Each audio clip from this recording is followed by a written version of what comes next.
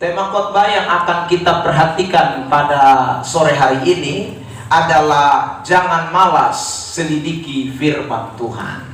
Tema khotbah hari ini adalah jangan malas menyelidiki firman Tuhan. Bilang samping kiri kanan dulu, jangan malas menyelidiki firman Tuhan. Jangan malas. Jadi ini penting, saudara. Seperti yang tadi saudara sudah nyanyikan bersama dengan saya dalam pujian kita menyambut firman Tuhan, bahwa menyenangkan Tuhan itu adalah kerinduan kita semua. Dan bukan hanya kerinduan kita, itu keinginan Tuhan.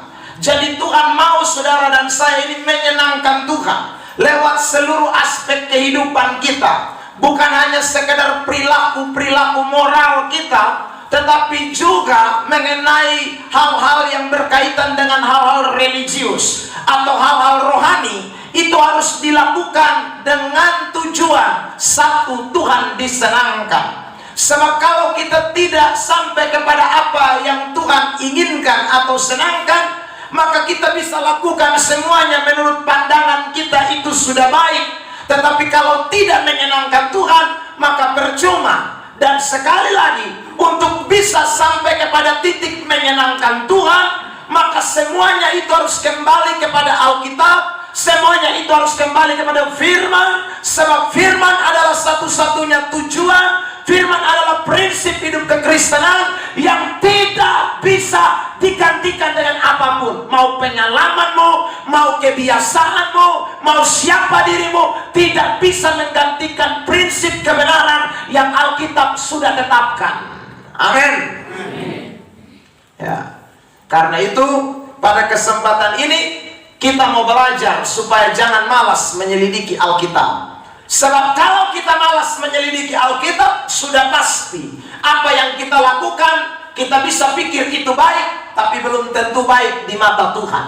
Apa yang kita pikir itu benar, tapi belum tentu itu benar di mata Tuhan. Nah, saudara, ada beberapa pembahasan penting yang saya mau sampaikan pada kesempatan ini. Tapi saya mau baca dulu beberapa ayat pembuka tentang memang kita tidak boleh malas menyelidiki Alkitab. Esra pasal 7 ayat 10, tampilkan di LCD. Kitab Esra pasal 7 ayat yang ke-10. Bersama-sama di dalam hitungan yang ketiga. Esra 7 ayat 10. Ya, oke. 1, 2, 3. Sebab Esra telah bertekad untuk dan melakukannya, serta mengajar ketetapan dan peraturan di antara orang Israel. Esra bukan hanya sekedar mengajar, bukan hanya sekedar melakukan. Sebab kalau dia tidak meneliti, tidak mungkin dia bisa lakukan tepat. Sebab kalau dia tidak meneliti, tidak mungkin dia bisa mengajar kepada orang Israel tepat. Makanya ayat itu mengatakan dengan jelas, Esra bertekad menyelidiki Alkitab, menyelidiki kitab suci, menyelidiki Taurat Tuhan itu. Baru dia lakukan dan kemudian dia ajarkan kepada orang Israel. Saudara yang diberkati Tuhan Yesus Kristus. Yang kedua, Yakobus pasal 1 ayat 25. Kitab Yakobus pasal 1 ayat 25. Mari kita baca ayat ini juga dalam hitungan ketiga, ditampilkan di LCD. Yakobus pasal 1 ayat 25.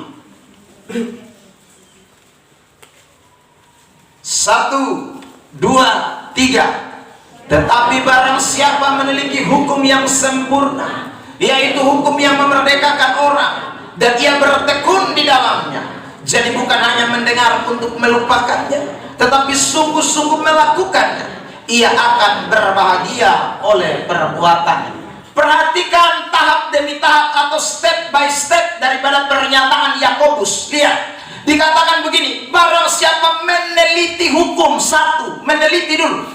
Baru yang kedua, lalu dikatakan di sana bertekun di dalamnya. Jadi tidak mungkin bertekun tanpa meneliti. Sebab bagaimana bisa bertekun di dalam firman itu kalau tidak dulu diteliti, diselidiki, dipahami? Tidak mungkin. Lalu kemudian dikatakan Jangan hanya sekedar mendengar lalu melupakan, tapi sungguh-sungguh melakukan. Jadi orang yang meneliti, orang yang bertekun, pasti waktu dia dengar firman, dia tidak hanya sekedar dengar, karena dia dengar juga dengan teliti, supaya dia lakukan juga tidak salah. Amin. Tanya samping kiri kanan, kamu teliti tidak kalau dengar firman? Ya. Ada banyak yang teliti, ya. Yang penting Pak Pendeta omong amin, kami amin. Ya kan? Sebab ada pendeta yang suka main tanya amin terus. Saudara yang diberkati, Anda tidak jawab, dia paksa amin. Ya saudara, padahal yang dia omong itu bisa saja salah. Kalau benar baru dia paksa amin, ya tidak masalah. Tapi kalau salah lagi, aminnya keras lagi, ya, itu berat ya saudara. Lalu kemudian baru di sana dikatakan kamu berbahagia. Jadi kita tidak mungkin bisa pertama bertekun, kedua dengar sungguh-sungguh, tiga melakukan, empat bisa bahagia kalau kita tidak betul-betul meneliti dengan sempurna hukum-hukum yang sempurna itu. Saudara yang diberkati Tuhan, makanya jemaat yang satu ini luar biasa. Mari kita lihat Kisah 17 ayat yang ke-11. Kisah pasal 17 ayat yang ke-11. Kitab Kisah Rasul pasal 17 ayat yang ke-11. Mari bersama kita membaca dalam hitungan yang ketiga. 1, 2, 3. Orang-orang Yahudi di kota itu lebih baik hatinya daripada orang-orang Yahudi di Tesalonika, karena mereka menerima firman itu dengan segala kerelaan hati, dan setiap hari mereka menyelidiki kitab suci untuk mengetahui apakah semuanya itu benar demikian. Kita mulai dari kata mereka menyelidiki. 1, 2, 3. Mereka menyelidiki kitab suci untuk mengetahui apakah semuanya itu benar demikian.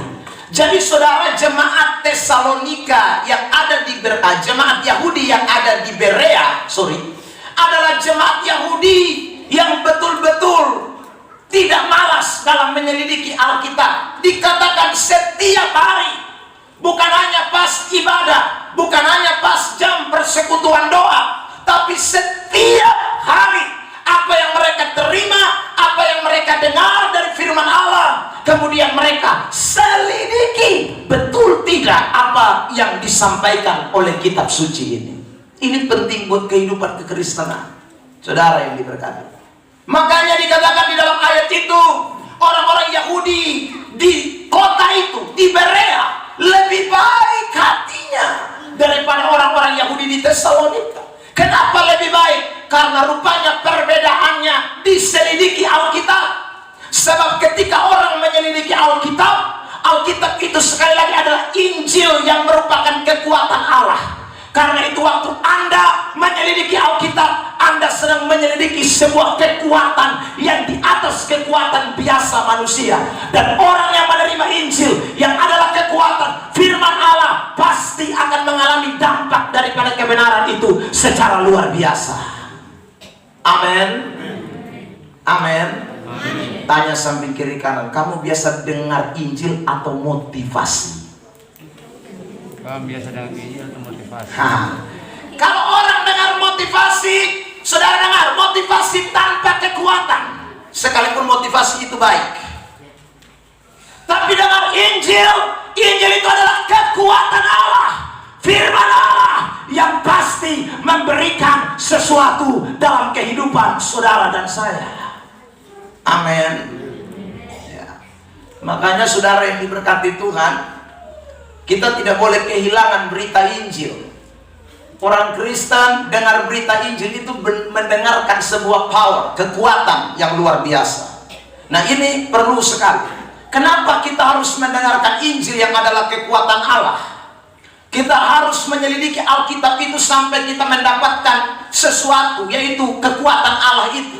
Karena yang pertama, saudara yang diberkati Tuhan, kita sedang menghadapi berbagai bentuk pengajaran sesat. Kita sedang menghadapi berbagai macam macam ajaran-ajaran palsu yang memang sudah dinubuatkan Alkitab akan datang pada hari-hari akhir, akan muncul pada zaman-zaman ini, akan saudaraku terjadi di zaman-zaman ini. Mari kita lihat beberapa ayat firman Tuhan. 2 Petrus pasal yang kedua, ayat yang pertama.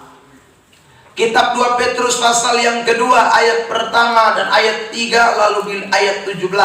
Saya baca ayat 1, Bapak Mama Saudara baca ayat yang ketiga, dan nanti ayat 17 kita bersama-sama dalam hitungan ketiga.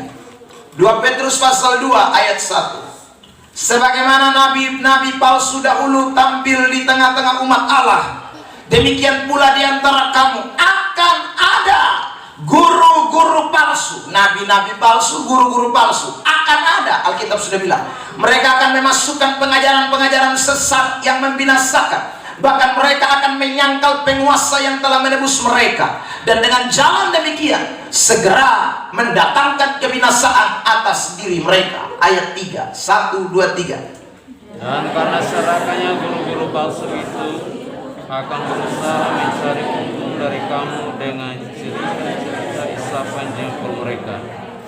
Tetapi untuk kekuatan mereka itu hukuman telah lama tersedia, dan kebiasaan tidak akan tertunda. Ayat 17 bersama-sama. 1, 2, 3. Guru-guru palsu itu adalah seperti mata air yang kering, seperti kabut yang dihalaukan taufan. Bagi mereka telah tersedia tempat dalam kegelapan yang paling dahsyat. Jadi saudara yang diberkati Tuhan Yesus, Alkitab sudah menunjukkan kepada kita bahwa di akhir zaman ini akan muncul guru-guru palsu. Nah, kalau dikatakan guru-guru palsu akan muncul, berarti saudara dan saya kita harus bisa bedakan mana palsu dan mana asli. Sebab kalau kita tidak bisa membedakan mana palsu dan mana asli, maka saudara yang diberkati Tuhan, yang palsu juga kita bilang asli, yang asli kita bisa bilang palsu. Karena itu untuk bisa membedakan mana palsu dan mana asli, mesti kita punya sesuatu yang menjadi tolak ukur. Kita harus mempunyai sesuatu yang bisa menjadikan patokan, sehingga kita bisa menunjukkan ini asli atau palsu. Dan yang bisa membuat kita tidak salah menilai adalah kalau kita suka dan cinta kepada firman Allah, kalau kita suka mendengarkan, menyelidiki Alkitab secara baik. Sebab orang yang menyelidiki Alkitab secara baik, tidak mungkin dia bisa ditipu oleh ajaran-ajaran palsu, oleh guru-guru palsu, karena dia tahu yang murni, dia tahu yang asli, dia tahu yang benar, dan tidak mungkin dia bisa diselewengkan oleh yang tidak jelas-jelas itu.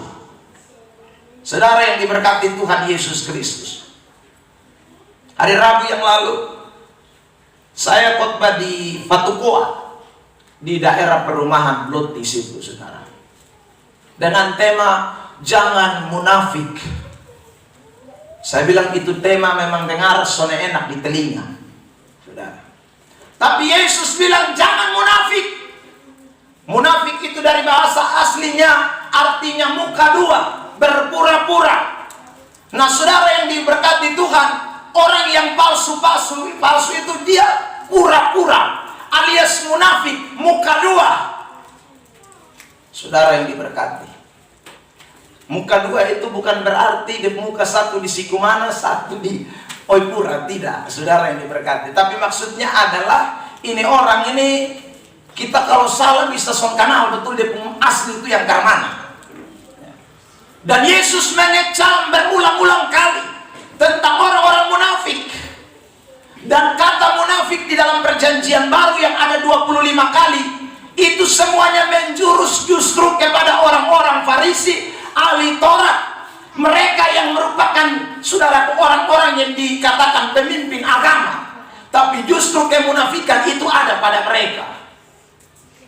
Saudara yang diberkati Tuhan, karena itu kalau orang Kristen, jemaat Tuhan, tidak sungguh-sungguh menyelidiki Alkitab, saya bisa tahu yang mana pura-pura, yang mana munafik, yang mana yang muka dua, mana yang palsu, saya akan tahu. Tapi kalau kita selidiki Alkitab, kita tahu persis. Saya mau tunjukkan, misalnya 1 Timotius 1 ayat 7, tampilkan. 1 Timotius pasal 1 ayat 7. Mari kita membaca ayat ini. bersama-sama dalam hitungan ketiga. 1 Timotius 1 ayat yang ke-7. 1, 2, 3. Mereka itu hendak menjadi pengajar hukum Taurat tanpa mengerti perkataan mereka sendiri dan pokok-pokok yang secara mutlak mereka kemukakan. Jadi dong cuma khotbah, madong omong ini sontau kaki kepala, orang Kupang bilang. Ya. Asal comot ayat, asal saudaraku bicara, tapi sonna ngerti apa yang dia omong, itu banyak. Ya. Tapi karena dia khotbah di mimbar begini, jadi ketong semua kalau dia tanya, ada amin. Ketong semua, amin Bapak. Ya saudara yang diberkati Tuhan. Padahal dia sendiri sudah ngerti apa yang dia omong. Dia sendiri tidak paham dengan apa yang dia kemukakan. Itu ada jenis model kayak begitu. Dan kalau kita baca 1 Timotius pasal 1, itulah ajaran sesat. Konteksnya ya. Ayat 7 dia bilang mereka yang pengajar-pengajar sesat, mereka tidak mengerti apa yang mereka omong. Saudara yang diberkati Tuhan. Jadi mereka tidak paham akan apa yang mereka ajarkan. Karena itu jemaat dibawa kepada dongeng-dongeng, dibawa kepada silsilah yang tidak putus-putus. Lihat ayat 3, 1 Timotius pasal 1. 1 Timotius pasal 1 ayat 3. Dengarkan, saya bacakan. Ketika aku hendak meneruskan perjalananku ke wilayah Makedonia, aku telah mendesak engkau supaya engkau tinggal di Efesus. Paulus bilang, lu tinggal di Efesus, akan menasehati orang-orang tertentu agar mereka jangan mengajarkan ajaran lain. Paulus temukan ternyata ada orang yang mengajarkan ajaran lain. Mereka itu yang tadi dikatakan di ayat 7, yang tidak mengerti apa yang mereka ungkapkan. Mereka tidak mengerti apa yang mereka ajarkan.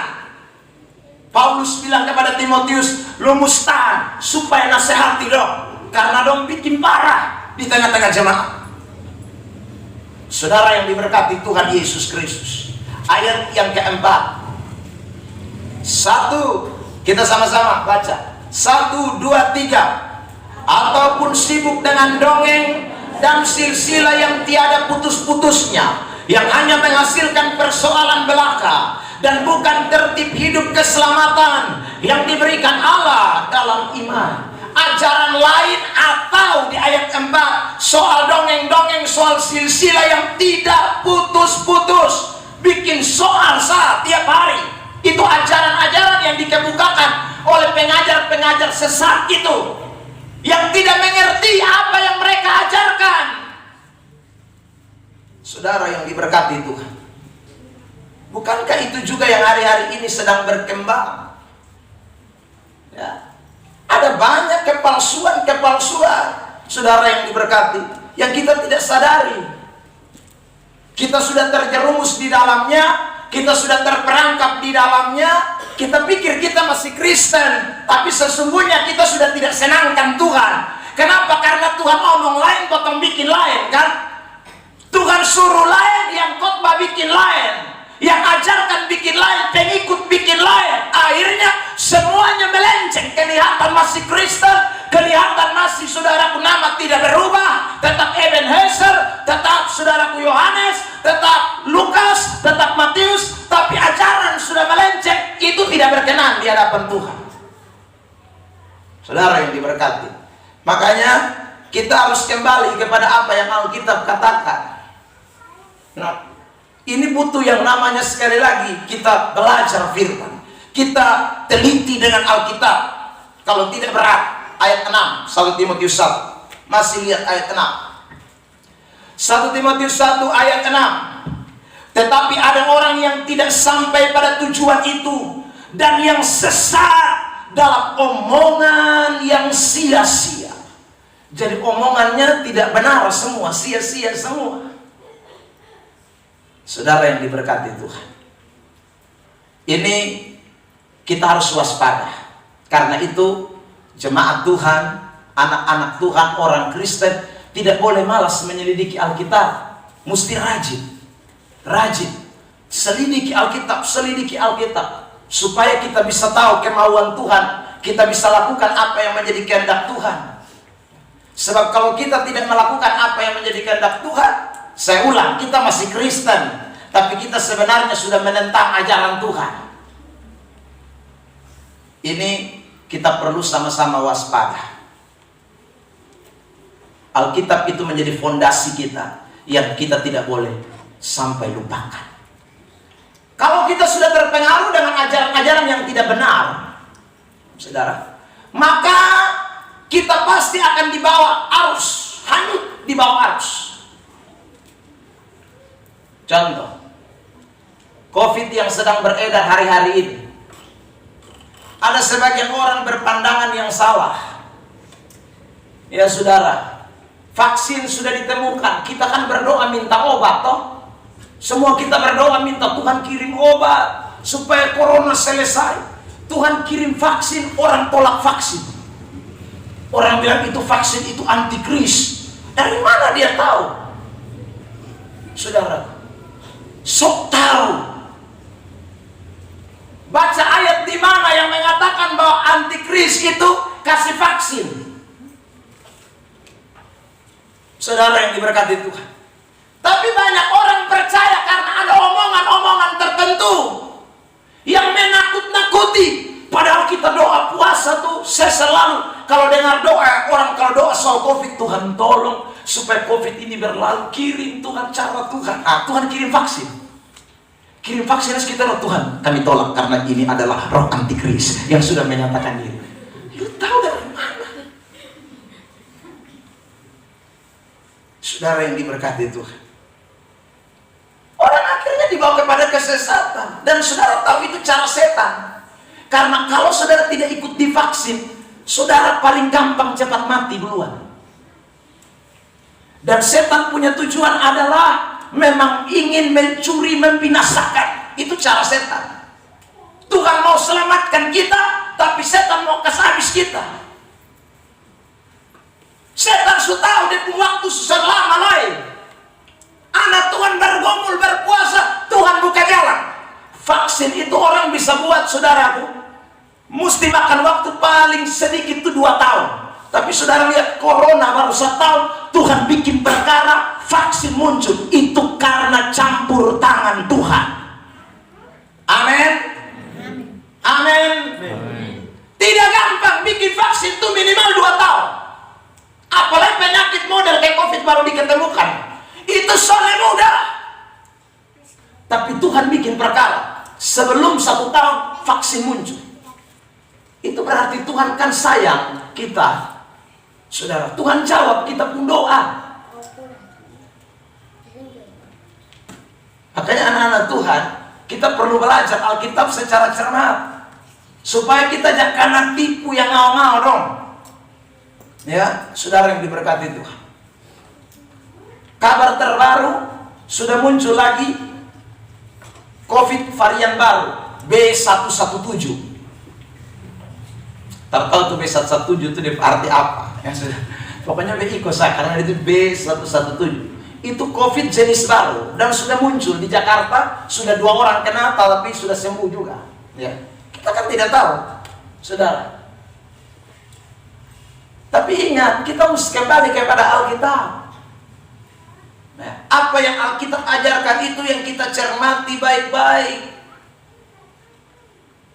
Saya pernah tanya orang yang bilang vaksin itu ada antikris. Saya tanya, tahu dari mana? Dia bilang, Bapak, karena ada barcode. Barcode itu adalah tanda antikris. Loh, kamu beli sampo di supermarket itu ada barcode. Barcode itu yang apa? Yang orang senter itu, senter kok langsung harga keluar, itu namanya barcode. Jadi kita semua ini sudah pakai. Lalu kita bilang itu vaksin yang antikris karena ada barcode. Sementara kita tiap hari pergi belanja itu ada barcode semua. Saudara belanja di Alfamart, di Ramayana, di Transmart, itu semua pakai barcode. Sekarang yang di Betamart lagi kan ada Betamart di bawah. Itu semua kan pakai senter kan? Saudara tidak bilang ini 1000 mama. Dia tidak bilang begitu, dia pakai senter. Tit, itu barcode. Saudara, dan Alkitab tidak pernah omong. Saya baca kitab Wahyu tidak ada tulis bilang nanti antikris datang dengan barcode. Tidak ada. Tanda 666. Bukan barcode. Saudara, makanya kita jangan terlalu lari jauh dari firman Allah. Kalau tidak, Alkitab bilang kita hanyut di bawah arus. Lihat Ibrani 2 ayat 1. Klik. Ibrani pasal yang kedua ayat 1. Ibrani pasal 2 ayat 1. Sama-sama 1, 2, 3. Karena itu harus lebih teliti kita memperhatikan apa yang telah kita dengar, supaya kita 1, 2, 3 Jangan hanya di bawah arus. bilang samping kiri kanan, jangan sampai arus bawasan lu. Nah, saudara yang diberkati, ingat, perhatikan dengan teliti supaya kita jangan hanyut di bawah arus. Kalau tidak, kita sedang lakukan sesuatu yang menentang Tuhan, tapi kita tidak sadar, kita pikir kita bela Tuhan. Sama seperti Simon Petrus kan, saudara, waktu Tuhan Yesus mau disalib, dia bela mati-mati. Saudara yang diberkati oleh Tuhan. Tapi Tuhan bilang apa? Hei enyah kau iblis, Petrus kanaska. Padahal dia bela Tuhan Yesus. Salah bela Tuhan Yesus. Woi Petrus saudara baik itu. Yang lain salah bela, PU bela nah. Tapi Tuhan justru bilang, makasih PU, lu bela beta. Soalnya ada, Petrus kanaska, iblis berangkat lu. Enyah kau iblis. Woi Petrus pas sakit hati, Tuhan yang bela lu dari 11, ini hanya beta nih. Iya tuh. Tapi Tuhan lu sekarang balik beta nih. Kenapa Tuhan sekarang dia? Karena dia salah. Apa yang dipikirkan dia bukan yang Tuhan pikirkan. Makanya ada kala saudara pikir itu baik, belum tentu Tuhan bilang baik. Saudara yang diberkati Tuhan. Ya, karena yang Tuhan bilang baik itu mesti sesuai dengan Alkitab. Yang Petrus lakukan tidak sesuai dengan Alkitab, sekalipun baik. Karena memang Tuhan Yesus datang untuk disalibkan. Tidak bisa tidak. Tapi Petrus mencegah penyaliban itu. Itu salah. Saudara yang diberkati Tuhan. Karena itu hari ini, ingatlah baik-baik. Berpeganglah kepada firman Allah. Karena tujuan kita berpegang kepada firman Tuhan supaya kita jangan bikin salah. Itu Alkitab bilang. Sekarang kita lihat Mazmur 119 ayat 8. Kitab Mazmur 119 ayat yang ke-8 dan ayat yang ke-11. Mazmur 119 ayat 8 dan ayat 11. Mari kita membaca ayat 8 terlebih dahulu, lalu kemudian lompat di ayat 11 dari kitab Mazmur 119. 1, 2, 3. Aku akan berpegang pada ketetapan-ketetapanmu. Janganlah tinggalkan aku sama sekali. Ayat 11. 1, 2, 3. Dalam hatiku aku menyimpan janjimu, supaya aku jangan berdosa terhadap engkau. Jadi kenapa pegang firman? Kenapa saudara yang diberkati simpan firman dalam hati? 1, supaya jangan bikin salah. Supaya jangan berdosa. Dengan arti, kalau tidak ada firman kita pegang, kalau tidak ada firman dalam kita pun hati, pasti kita bikin salah. Makanya Tuhan bilang, saudaraku, pegang firman, dan sekali lagi, lakukan apa yang firman katakan. Saudara yang diberkati Tuhan, itu alasan pertama. Kenapa kita harus selidiki Alkitab? Saya ulang. Karena hari-hari ini banyak sekali penyesatan yang muncul. Karena itu, kita harus belajar Alkitab secara teliti. Kita harus menekuni firman Allah, supaya kita tidak tersesat. Kita tetap berjalan di jalan kebenarannya Tuhan. Ayat terakhir untuk bagian ini, 2 Tesalonika pasal yang pertama ayat yang ke-10. Pasal yang kedua ayat 10. Ya, tampilkan ayat ini. Saya mau kita membaca ayat ini. 2 Tesalonika 2 ayat 10.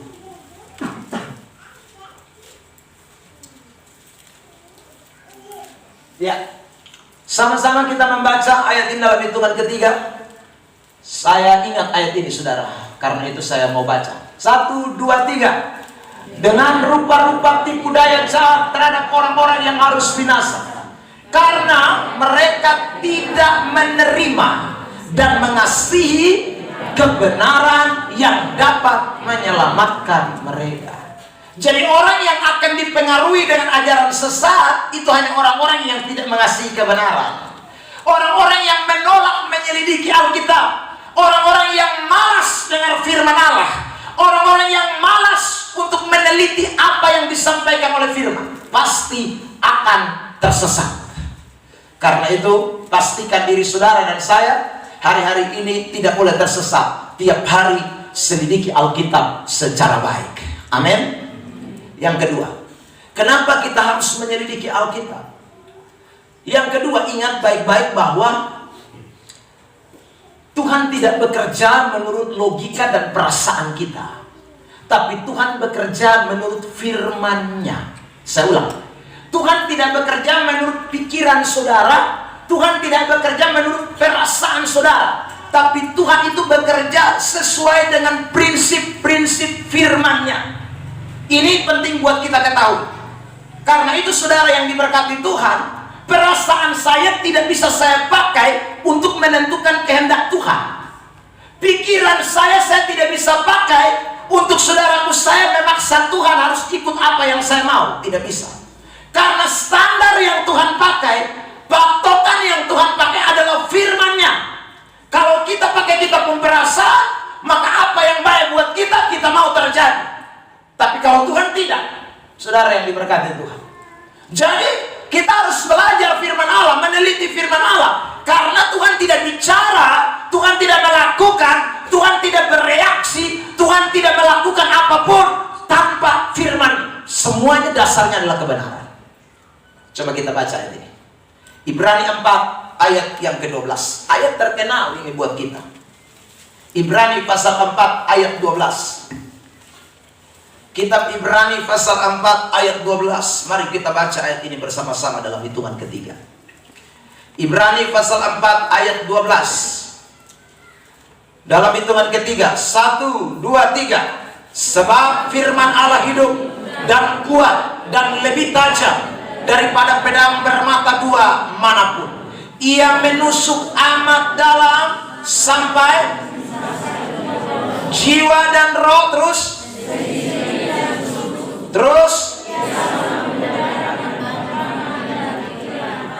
sampai situ. Jadi kalau saudara bilang firman Allah itu tajam seperti pedang bermata dua, tapi pikiranmu masih main, perasaanmu masih main, berarti firman tidak bekerja. Yang bekerja apa? Pikiran kita, perasaan kita. Seharusnya kalau kita terima firman, hidup, kuat, lebih tajam, maka perasaan kita harus tunduk kepada firman Allah.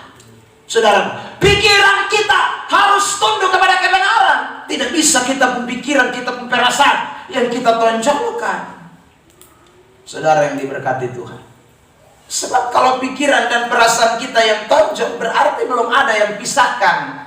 Sebab yang bisa pisahkan cuma firman. Saudara yang diberkati. Ini tidak berarti bahwa pikiran dan perasaan itu diabaikan. Bukan. Pikiran dan perasaan tidak bisa dijadikan patokan. Itu yang menjadi prinsip. Saudara.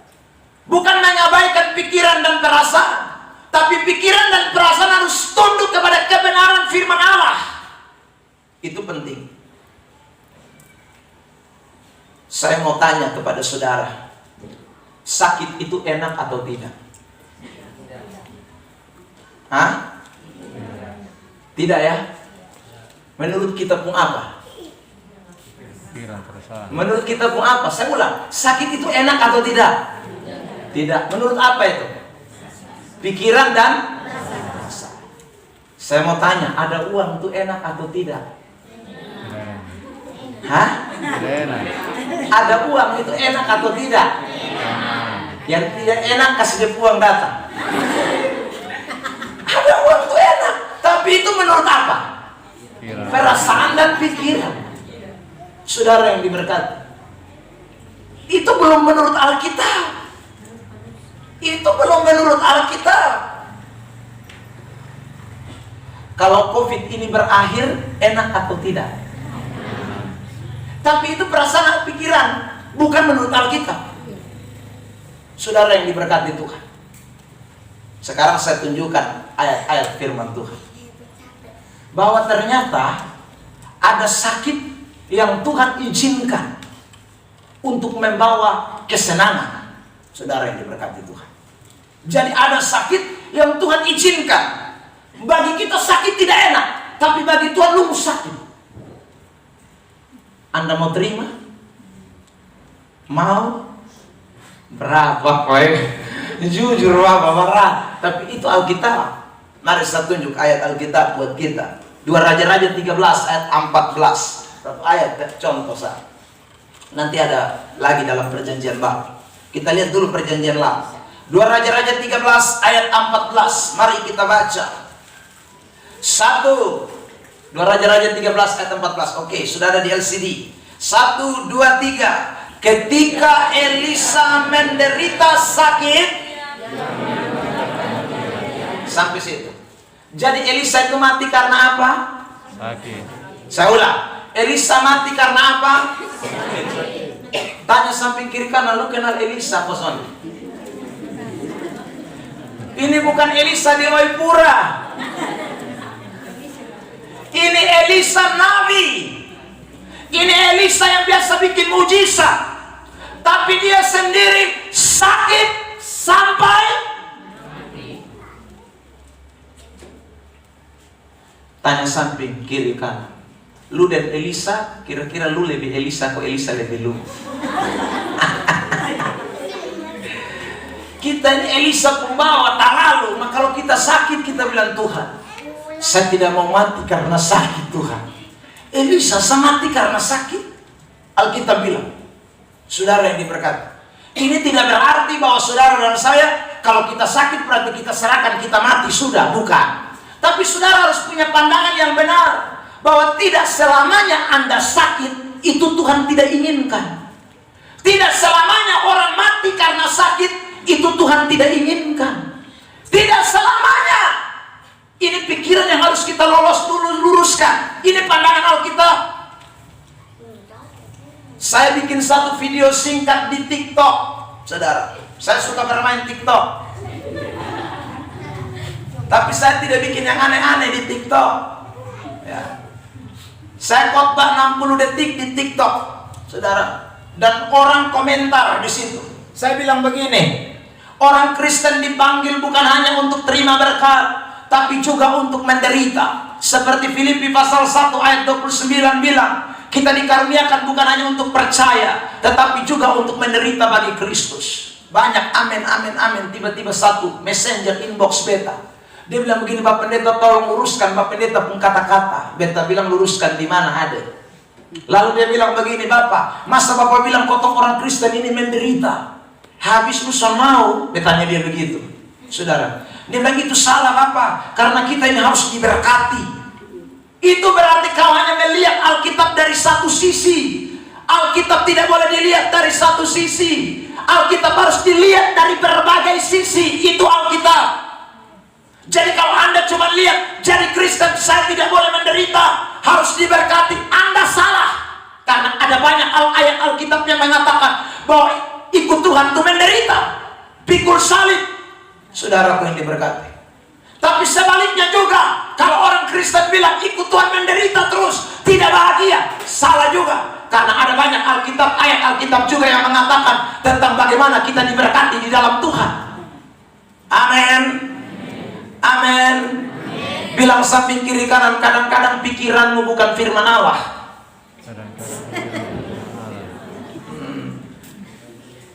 Perasaanmu bukan firman Tuhan. Saudara, jadi semua yang mati COVID itu kita jangan bilang, wih itu karena dia memang itu satu memang makanya COVID cek kasih mati sendiri. Anda jangan menghakimi orang. Saudara, kita lolos COVID bukan berarti kita lebih baik dari dia.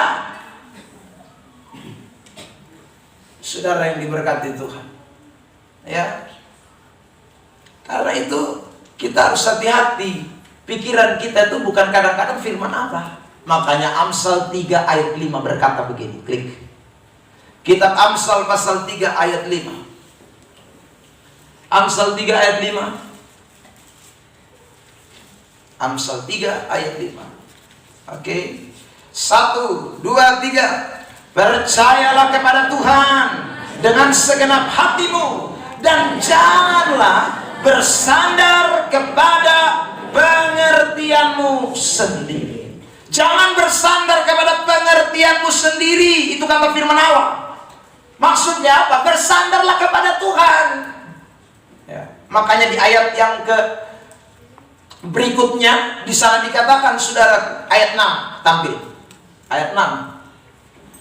1, 2, 3. Akuilah dia dalam segala lakumu, maka ia akan meluruskan jalanmu. Jadi saudara yang diberkati oleh Tuhan, ini penting sekali. Jadi bersandar kepada pengertian kita itu tidak betul. Makanya kita butuh selidiki firman Tuhan, supaya waktu kita selidiki firman Allah, kita pemikiran kita sesuaikan dengan firman Allah. Oh, ternyata yang saya pikir ini salah. Yang betul adalah begini, saudara. Sekarang kita lihat satu contoh lagi dalam perjanjian baru. 2 Korintus pasal yang ke-12 ayat 8. 2 Korintus 12 ayat 8. 2 Korintus 12 ayat 8. Sama-sama kita baca dalam hitungan yang ketiga. 2 Korintus 12 ayat 8. 1, 2, 3. Tentang hal itu aku sudah 3 kali berseru kepada Tuhan, supaya utusan iblis itu mundur daripadaku. Jadi saudara, ini doa Paulus. Paulus sudah doa 3 kali supaya utusan setan itu pergi dari dirinya. Tapi apa yang Alkitab bilang? Mari kita baca di ayat yang ke-9. 2 Korintus 12 ayat 9. 1, 2, 3. Tetapi jawab Tuhan kepadaku, cukuplah kasih karuniaku bagimu, sebab justru dalam kelemahanlah kuasaku menjadi sempurna. Sebab itu terlebih suka aku bermegah atas kelemahanku, supaya kuasa Kristus turun menaungi aku.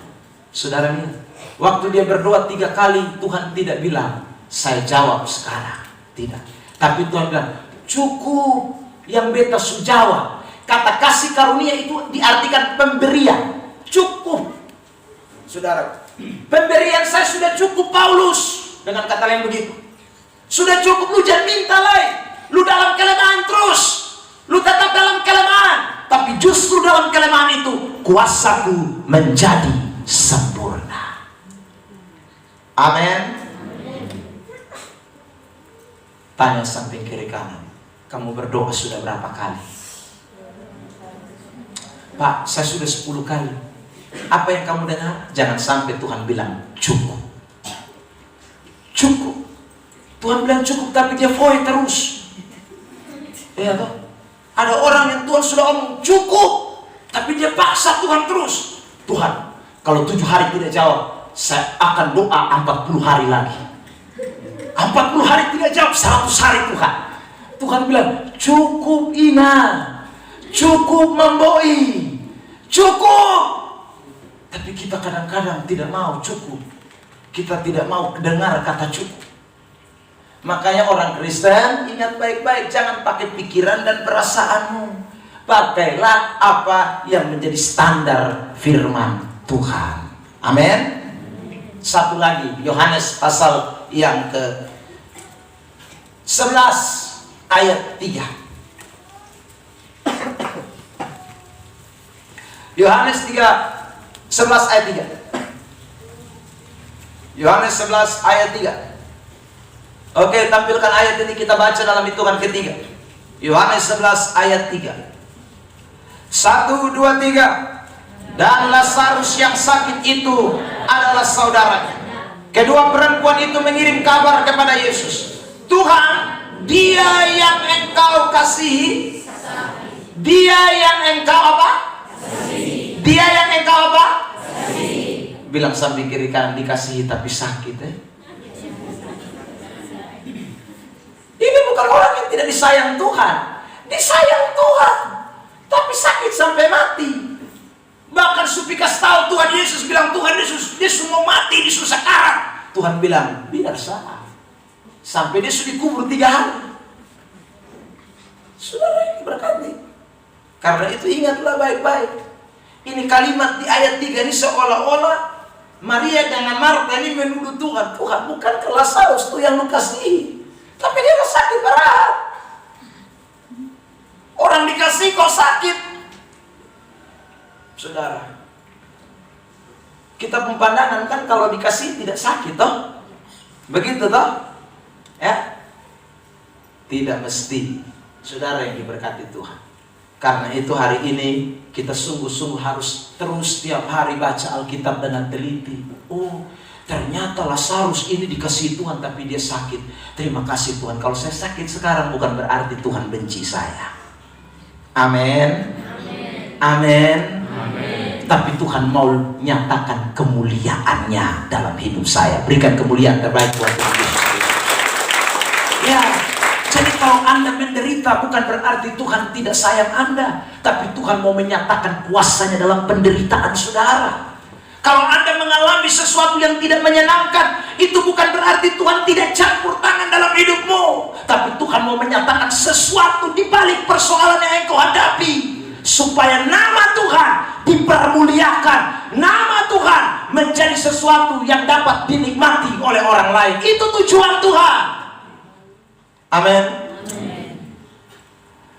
Seorang pendeta pelayanan keliling saudara, lalu kemudian dia pulang hari itu, dia sampai di rumah, sampai di bandara, dijemput oleh jemaat. Waktu di atas mobil, jemaat cerita, Pak Pendeta, tadi malam rumah terbakar habis. Pak Pendeta bilang, makanya kalau jadi Kristen itu setia, lu sampai perpuluhan, saudara. Omong di ini anak muda begitu. Ini anak muda bilang, Pak Pendeta, baru omong Pak Pendeta lagi, dia mau lanjut cerita. Pak Pendeta langsung skat. Lu kayaknya memang, beta lihat lu mulai pemalas. Dulu nih lu setia minta ampun, mas sekarang lu malas. Dia masih bilang, Pak Pendeta sambung lagi. Makanya lu bertobat sudah, kasih tahu lu pembini anak dong, bertobat, datang di hadirat Tuhan. Pak Pendeta mau omong Pak Pendeta lagi, Pak Pendeta skat tambah lagi. Ya sudah, pokoknya lapis terus. Terakhir, karena dia Pak Pendeta terus. Lalu kemudian Pak Pendeta bilang, tadi lu Pak Pendeta, lu mau ngomong apa? Mau lanjut sudah. Pak Pendeta, soalnya bukan hanya bepu rumah, Pak Pendeta rumah juta bakal.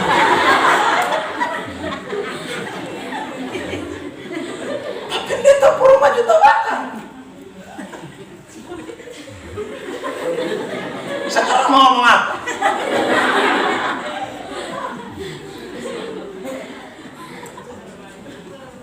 Dari tadi dia mau ngomong bapak menghantam beta terus, bilang perpuluhan tidak bayar, malas gereja, istri anak tidak bertobat.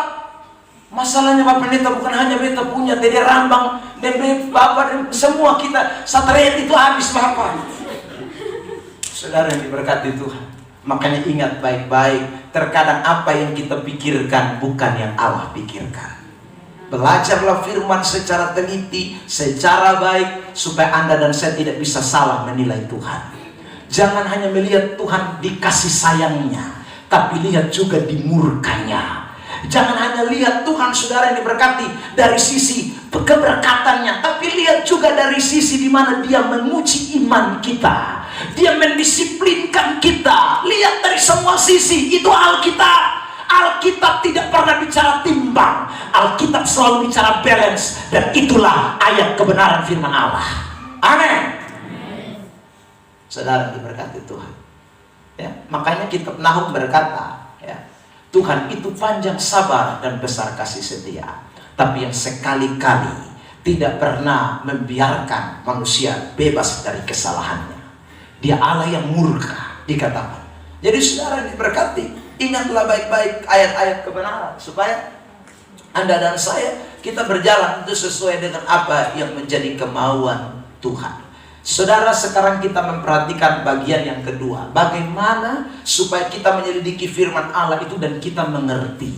Ini penting, ya saudara, sehingga kita tidak salah mengartikan firman, kita tidak salah dibawa kepada hal-hal yang tidak kita pahami. Nah, ini kita perlu, saudara. Kita meneliti firman, tapi kita harus ada tentunya di bawah pimpinan Tuhan. Mari, saya mau kita membaca beberapa ayat. Misalnya dalam Yohanes 16 ayat 13. Yohanes pasal yang ke-16 ayat yang ke-13. Yohanes 16 ayat yang ke-13. Dalam hitungan ketiga kita membaca ayat ini bersama-sama. Yohanes 16 ayat 13. 1, 2, 3. Tetapi apabila Ia datang, yaitu Roh kebenaran, Ia akan memimpin kamu ke dalam seluruh kebenaran. Sebab Ia tidak akan berkata-kata dari dirinya sendiri, tetapi segala sesuatu yang didengarnya, itulah yang akan dikatakannya, dan Ia akan memberitakan kepadamu hal-hal yang akan datang. Jadi kita butuh Tuhan. Bagaimana kita bisa mengerti Alkitab, kita bisa memahami tentang firman. Kita butuh yang namanya pimpinan Roh Kudus dalam hidup kita. Makanya saudara, Roh Kudus itu difungsikan dalam hal ini ya. Roh Kudus itu harus punya peranan waktu kita membaca Alkitab. Jadi waktu saudara baca firman, mau datang ibadah, dengar khotbah, Anda mesti berdoa supaya Anda dipimpin Roh Kudus, sehingga Tuhan membukakan, menyingkapkan, menuntun Anda kepada segala kebenaran.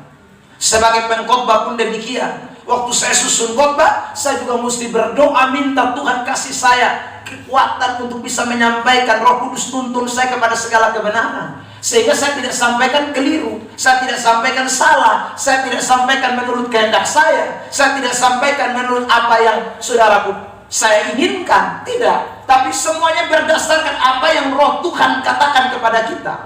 Dan Roh Kudus selalu menuntun kita kepada segala kebenaran. Kata kebenaran itu menunjuk kepada ayat di dalam Alkitab. Kata kebenaran itu tidak menunjuk kepada sesuatu yang baru muncul.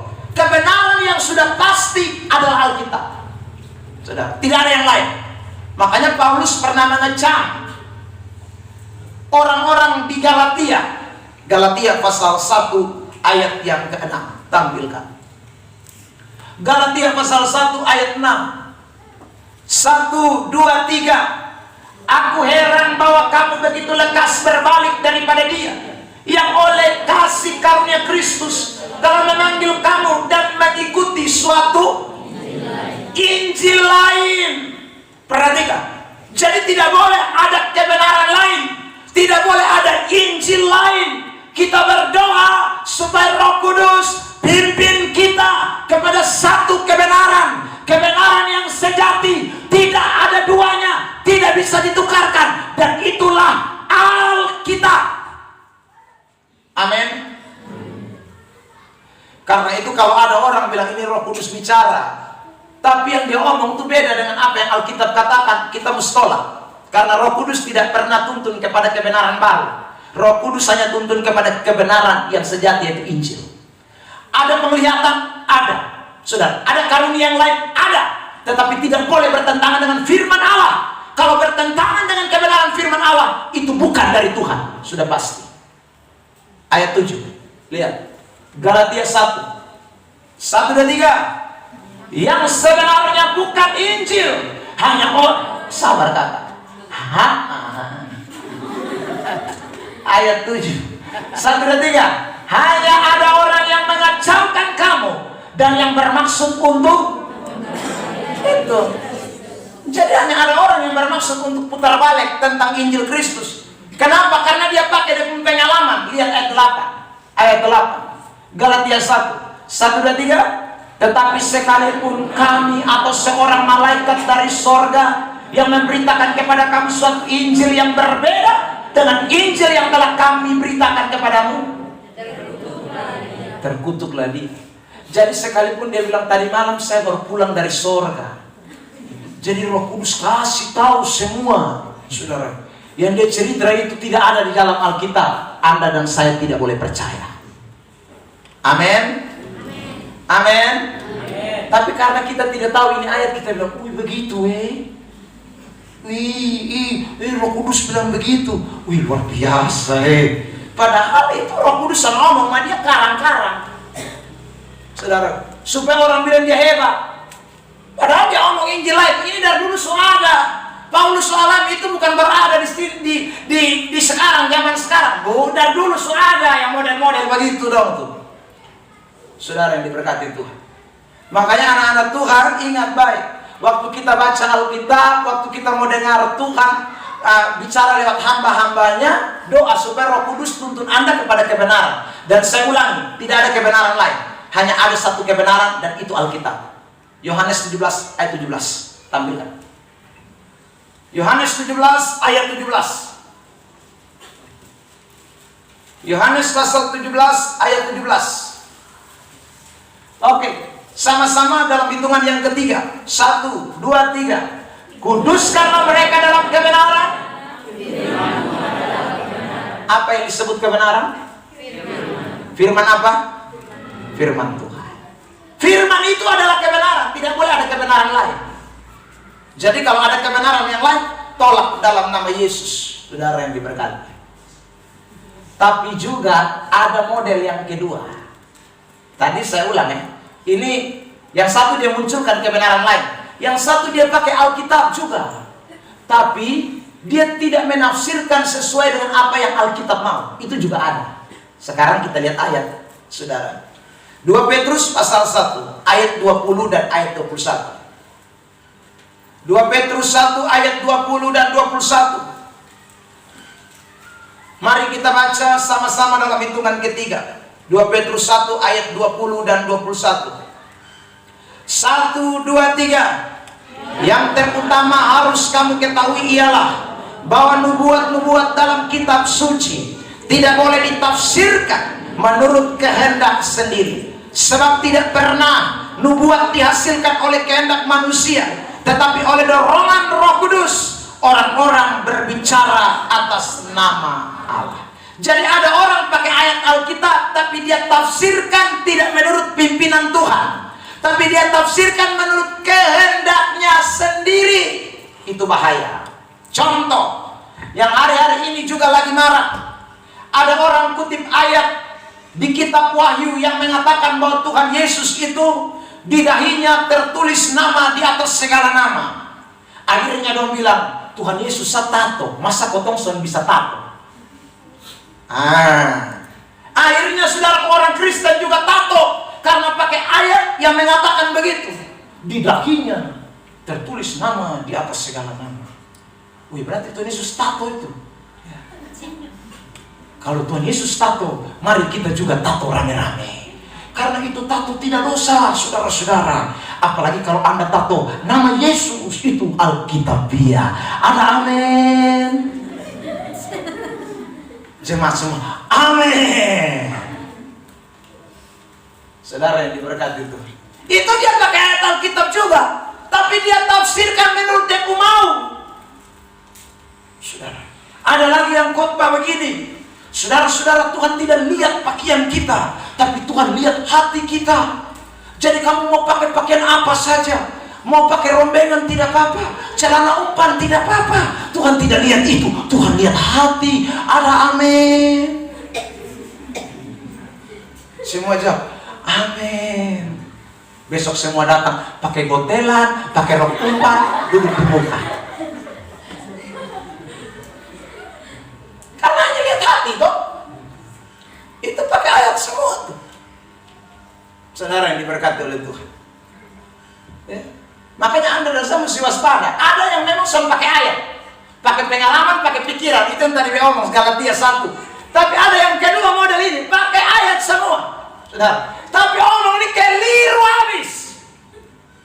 Buta kanope. Sungguh makan gigi orang model kayak begini dong. Saudara, dong pikirin ayat Alkitab dong barang-barang main dong kali. Sehingga dong angka ayat, dong angka ayat sesuai dengan mau sah. Padahal Alkitab ngomong beda tuh. Maksud beda. Madong apa dong punya? Baru dong main tanya jemaat, ada amin. Saudara yang diberkati, hari ini saya mau sampaikan ini kebenaran supaya kita sungguh-sungguh memahami. Makanya Anda dan saya harus selidiki Alkitab. Minta Tuhan Roh Kudus tuntun kepada kebenaran. Sungguh-sungguh kepada kebenaran. Saudara. Supaya kita jangan sampai salah langkah. Salah langkah berat. Saudara. Salah langkah ini berat. Saya mau kasih contoh ini orang Kisah Rasul pasal 8 tentang sida-sida di Ethiopia. Kisah 8 ayat 28 dan 29 sampai ayat 31. Ini ayat panjang buat kita. Kisah pasal yang ke-8 ayat 28, 29, 30, 31. Ya, kita saut bersautan ya Bapak Mama Saudara. Saya ayat 28 terlebih dahulu. Kisah Rasul pasal 8. Sekarang orang itu sedang dalam perjalanan pulang dan duduk dalam keretanya sambil membaca kitab Nabi Yesaya. Ayat 29.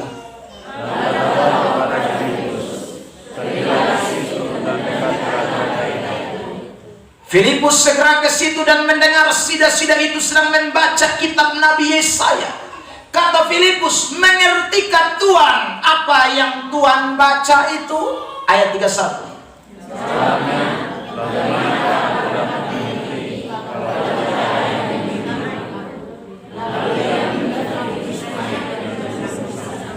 Jadi ini sida-sida baca Alkitab, dia mengerti. Tapi waktu itu Tuhan pimpin dia ketemu dengan Filipus. Filipus Tuhan arahkan kepada sida-sida Ethiopia. Lalu waktu ketemu, Filipus tanya, lu baca Alkitab, lu mengerti kosong? Filipus tanya, sida-sida jawab, bilang, beta ada baca nih, masa mengerti apa? Nah, saudara, lalu kemudian ayat 35, sekarang perhatikan. Maka mulailah Filipus berbicara dan bertolak dari nats itu. Ia memberitakan Injil Yesus kepadanya. Jadi saudaraku, Filipus menerangkan apa yang dikatakan oleh Alkitab yang dibaca oleh sida-sida dari Ethiopia. Jadi sida-sida Ethiopia pun tidak paham. Dia baca tapi tidak mengerti. Tapi ketika Filipus memberikan penjelasan, pengertian, maka dipahamilah kebenaran itu. Nah saudara yang diberkati Tuhan, hari-hari ini kita butuh-butuh Filipus akhir zaman. Orang-orang yang betul-betul membukakan rahasia-rahasia kebenaran firman Tuhan secara tepat dan benar. Dan itulah kemauan Tuhan buat gerejanya. Makanya saudara yang diberkati Tuhan, sejak awal tujuan Tuhan itu adalah sekali lagi membuat gereja memahami tentang kebenarannya. Sehingga dia munculkanlah hamba-hamba Tuhan. Jadi hamba-hamba Tuhan itu sekali lagi ditempatkan Tuhan untuk membuat jemaat yang kurang, yang tidak paham, menjadi paham. Efesus 4 ayat 11. Mari kita lihat. Efesus 4 ayat 11, ayat 12 dan ayat 13. Efesus pasal 4. Efesus 4 ayat 12, 11, 12 dan 13. 3 ayat. Saya baca ayat 11, Bapak Mama ayat 12, 13 kita sama-sama. Efesus 4. Dan ialah yang memberikan baik rasul-rasul maupun nabi-nabi, pemberita-pemberita Injil, maupun gembala-gembala dan pengajar-pengajar. 1, 2, 3 jemaat Tuhan membaca. Untuk memperlengkapi orang-orang kudus bagi pekerjaan pelayanan, bagi pembangunan tubuh Kristus. Untuk apa itu nabi? Untuk apa itu rasul? Untuk apa itu gembala? Untuk apa itu penginjil? Untuk apa itu guru? Dikatakan untuk perlengkapi orang-orang kudus. Kalau kata perlengkapi itu dipakai berarti ada kurang, sehingga harus diperlengkapi.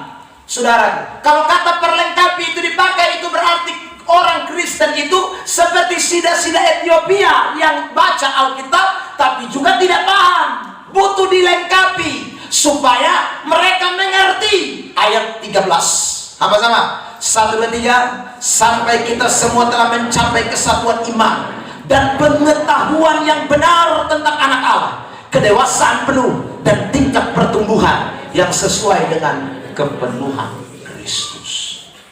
Saudara yang diberkati, sampai kita semua dikatakan sampai kepada kesatuan iman, pengetahuan yang benar, bukan pengetahuan abal-abal lagi, pengetahuan yang benar tentang anak Allah. Itu yang Tuhan inginkan. Makanya Tuhan kirim para gembala, para nabi, para rasul, para guru, saudaraku, untuk memberitahu kepada kita soal-soal kebenaran ini. Karena itu saudara, kalau Anda dengar khotbah Anda tidak mengerti, boleh tanya kepada pengkhotbahnya. Mungkin lewat HP atau ketemu dengan tatap muka, tanyakan saudara. Supaya apa? Supaya kita diperlengkapi lebih lagi. Ada pepatah dunia mengatakan, malu bertanya. Nah, Karena kita amin-amin saja, akhirnya kita sesat di jalan. Tapi kalau kita bertanya, kemudian kita mendapatkan pencerahan yang benar, kita berdoa, Roh Kudus tuntun kita kepada Injil sejati, maka pasti saudara dan saya, kita menjadi orang-orang yang berbahagia kelak. Amin. Saya tutup dengan Yakobus 1 ayat 25. Ayat yang tadi kita sudah baca. Saya mau kita baca ayat ini sekali lagi sebagai ayat penutup buat kita sekalian. Kitab Yakobus pasal yang pertama ayat yang ke-25. Mari dalam hitungan yang ketiga kita membaca bersama-sama sebagai ayat penutup buat kita sore hari ini. 1, 2, 3. Tetapi barang siapa meneliti hukum yang sempurna, yaitu hukum yang memerdekakan orang, dan ia bertekun di dalamnya, jadi bukan hanya mendengar untuk melupakannya, tetapi sungguh-sungguh melakukannya, ia akan berbahagia oleh. Sama-sama kita ulang dari kata ia akan. 1, 2, 3. Ia akan berbahagia oleh perbuatannya. Tanya samping kiri kanan, kamu mau bahagia? Kuncinya ada pada firman Allah. Amin. Amin. Saudara yang diberkati, kalau saudara mengerti firman, sekalipun saudara sakit, ya, tapi karena saudara mengerti firman, saudara tetap bahagia. Saudara mengerti firman, sekalipun saudara tidak punya uang, saudara tetap bahagia. Saudara alami tantangan bertubi-tubi, tidak tahu habis-habis, tapi karena saudara mengerti firman, saudara tetap bahagia. Tapi kalau saudara tidak punya pengertian terhadap kebenaran, tantangan datang, masalah datang, kita bisa salahkan kiri kanan. Kita bisa saudara mundur dari Tuhan, kita bisa kecewa, kita bisa putus asa. Kenapa? Karena sekali lagi kita tidak mengerti firman Allah. Satu hari saya pergi berdoa di rumah sakit Angkatan Laut. Saudara yang diberkati, kebetulan jemaat saya sedang sakit dan kemudian saya pergi besuk. Hari itu saudara saya berdoa dan ada orang yang dengar saya berdoa. Dan orang yang mendengar saya berdoa itu dia antara hidup dan mati. Karena dia pun penyakit itu saudara yang diberkati, kanker yang membuat sehingga suaranya tenggelam dan hilang, sehingga dia ngomong tuh begitu aja. Pokoknya semua mati sah. Saudara yang diberkati, waktu saya doa, dia dengar. Dan rupanya dia itu sering dengar khotbah, saudara. Termasuk saya pun khotbah juga dia dengar. Jadi dia tanda sekali bahwa itu suara pendeta Ebenezer Klein, saudara. Dia tanda. Jadi waktu saya berdoa, dia kasih tahu orang yang jaga. Dia bilang begini, lu datang dulu. Pokoknya dia omong dalam keadaan yang terbatas itu. Dia bisik di itu, bilang, lu omong dengan Pak Pendeta itu, gue kenal dia, suruh dia datang dulu. Ini sudah. Jadi saya amin di jemaat, ini orang datang, saudara. Anaknya itu datang, lalu kemudian kasih tahu, bilang, mama ada bilang, pi berdoa dulu, kasih mama. Saya pergi, saudara yang diberkati, karena suaranya memang sudah tenggelam. Jadi saya tidak bisa dengar dengan baik. Waktu itu belum COVID, ya, 1 tahun yang lalu. Saudara, jadi saya pasang telinga di dekat dia. Lalu dia bilang begini, Pak Pendeta, saya minta doa. Saya bilang, iya, saya doakan. Tapi Pak Pendeta, saya tidak minta kesembuhan. Saya kaget, saudara. Selama ini kalau orang sakit minta doa itu berarti minta sembuh. Tapi ini satu tidak minta sembuh, saudara. Lalu saya nangis, minta apa? Saya bilang begitu. Dia bilang begini, Bapak, saya minta kekuatan saya supaya Tuhan mampukan saya tetap bertahan. Saya tidak minta sembuh. Kalau Tuhan inginkan saya sembuh tidak apa-apa, tapi saya sudah tidak minta sembuh. Saya minta kekuatan dan kehendak Tuhan jadi atas hidup saya. Waktu saya dengar itu, saudara, hati saya terharu, tapi sekaligus sukacita. Mengapa? Karena dia mengerti kebenaran. Dia tahu penderitaan yang dia alami itu tidak bisa pisahkan dia dari kasih Kristus. Penderitaan yang dia alami itu tidak membuat dia punya pandangan salah terhadap Tuhan. Dia tidak punya pandangan yang salah terhadap Tuhan. Dia rasa tetap sukacita. Dia tetap rasa bahwa Tuhan itu di atas segala-galanya. Dan hari itu saya berdoa buat dia seperti permintaannya dia. Saya bilang, Tuhan, dapati anakmu ini. Engkau lebih kenal penderitaannya. Dia sangat menderita. Tapi hamba berdoa minta kekuatan dari Tuhan. Kalau Tuhan berkenan, sembuhkan dia. Tapi jikalau Tuhan mempunyai kehendak yang lain, kami serahkan kepada Tuhan. Saudara yang diberkati Tuhan, tidak lama, mungkin sekitar 3-4 hari, Tuhan panggil pulang dia. Tapi dia mati seperti Elisa yang mati di dalam Tuhan. Amin. Kemuliaan dinyatakan. Saudara yang diberkati, dia sudah mati, tapi sampai hari ini saya masih menyaksikan tentang kata-katanya. Bukan hanya di tempat ini. Kalau saya khotbah dan khotbah itu berkaitan dengan peristiwa itu, saya selalu ingat dia. Saya selalu ingat dan saya akan menyaksikan. Saudara, dia sudah tiada. Tapi sekali lagi, dia tetap menyatakan kemuliaan Tuhan. Ingat baik-baik. Jadi sekali kalau kita mengerti firman Allah, kebahagiaannya besar buat kita sekalian. Amin. Amin. Karena itu pada kesempatan sore hari ini dalam hadirat Tuhan, kita tetap mohon Tuhan bekerja dalam hidup kita. Tapi kita minta bukan kehendak kita. Kita bukan minta perasaan kita. Kita bukan minta pikiran kita. Tapi kita semua berserah biar Tuhan melakukan apa yang menjadi kemauan Tuhan dalam kehidupan kita sekalian.